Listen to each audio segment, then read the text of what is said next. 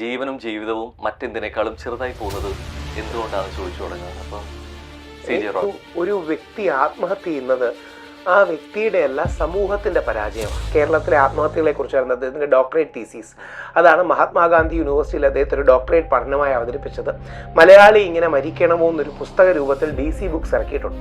അപ്പോൾ ആത്മഹത്യകൾ യഥാർത്ഥത്തിൽ ഒരു സോഷ്യൽ സ്ട്രക്ചറിന്റെ ഫെയിലിയറാണ്. അതായത് പറയപ്പെടുന്നത് റോയ് CJ എന്നാണ് വിളിക്കണമെന്നാണ് SKN സാർ പറയുന്നത്. അപ്പോൾ റോയ് CJക്ക് ഏകദേശം 9,000 കോടി രൂപയുടെ ആസ്തിയുണ്ട്. ഇദ്ദേഹത്തിന് ഫൈൻ അടിച്ചാൽ എത്ര ഫൈൻ വരാനാണ്?